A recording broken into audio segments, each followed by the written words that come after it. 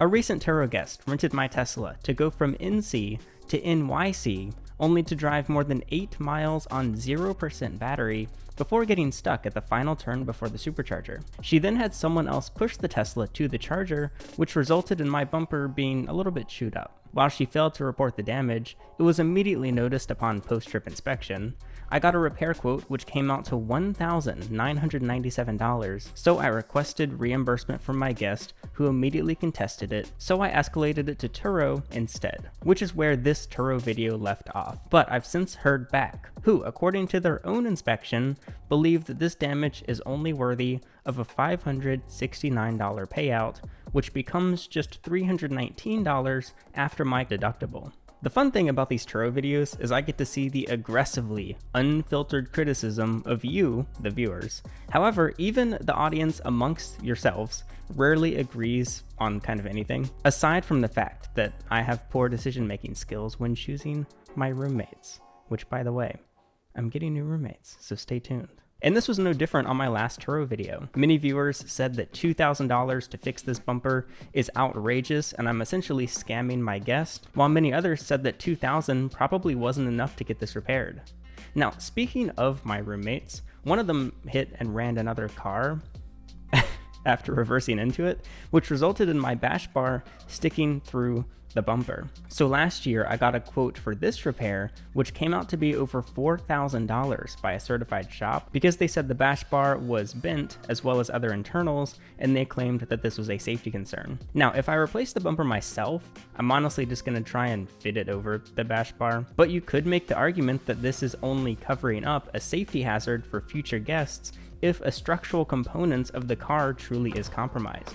So in short, there's a lot of ways to repair a car on the spectrum of shoddy to factory quality. Like when I'm fixing my Subaru, I kind of just use a wrench to like hammer things into place.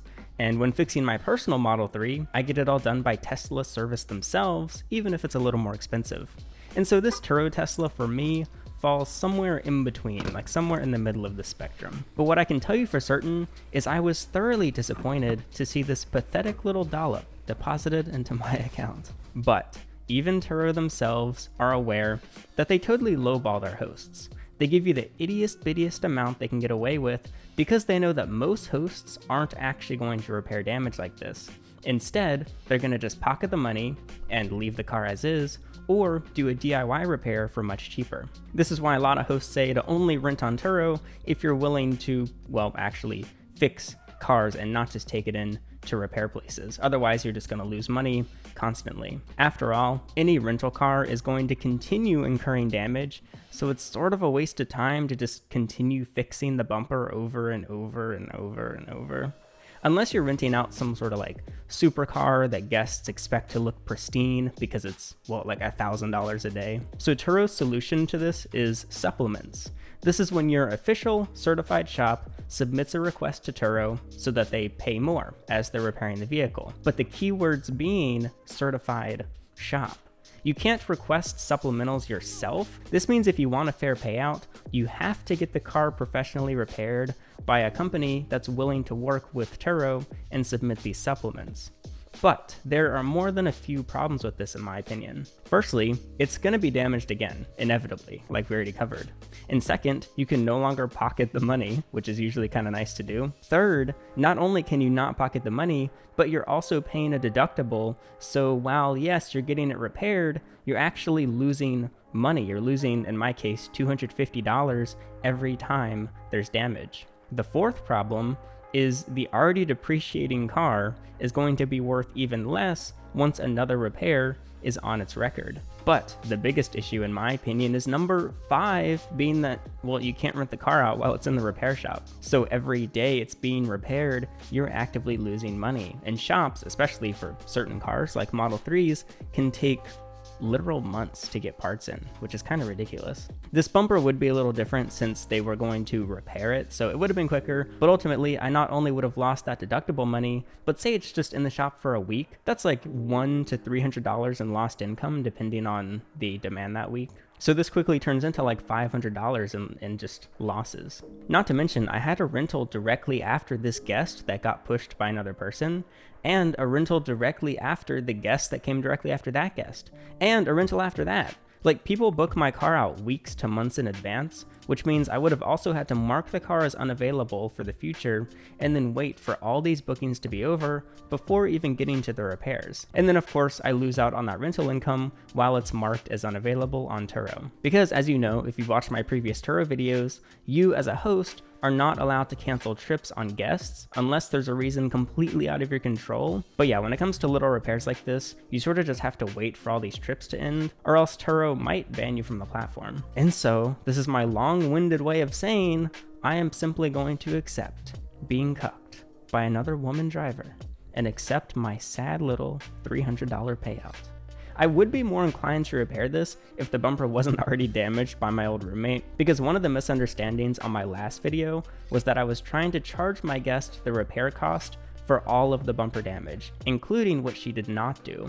But the $2,000 repair bill was only covering the right-hand side of scratches because I made sure to explicitly not include the left side of the bumper when getting this preliminary quote. So even if I did bring it to a shop and waited days or weeks for the repair, and they do supplementals and they get it all fixed, and I lose my deductible, the bumper actually would still have a bash bar sticking out of it because they only would have repaired the right side. And while this video sounds a little pessimistic, damage was to be expected with Turo, and this is all part of the experience. Ultimately, it's just another L that I gotta kind of add into the spreadsheet of, is Turo worth it and how's the finances looking? So while I'm definitely not anti-Turo, after all, I'm still doing it, I'm still here, I have not sold the car yet, I am still very anti putting a car you care about on Turo. For as long as I've been making videos, people have come to me for advice on all sorts of things that I am not qualified in the slightest. So my answer usually ranges from, I don't know, I have no idea, to maybe you could try this, or just taking a total guess for fun, I don't know. However, many people have messaged me looking for Turo advice. Their question being, hey Alex, I want to pay my car off sooner. Should I put it on Turo to rent out when I'm not driving it? And it is the one time I can confidently give good, clear advice. No. Not that you shouldn't do Turo. Like, okay, random analogy. I have pet chickens. I name them. This one is Tyrone. I play with them. Tyrone likes to play with watermelons. I don't know why, she just really likes watermelons. And I'm sad when they die. When Tyrone dies, I will be very upset. However, I also eat chicken. I just don't eat the chickens in my backyard. Rule of thumb, in my opinion, this time is right, 100%. I have like total confidence in this opinion. Don't do Turo with a car that you would be sad to see come back to your house as if it just exited a war zone. I personally even avoided giving this Tesla a personalized name. It's just called the blue one instead, so I don't get emotionally attached. And this car is back on the road and in the hands of random strangers, just with a little more texture on the bumper than before.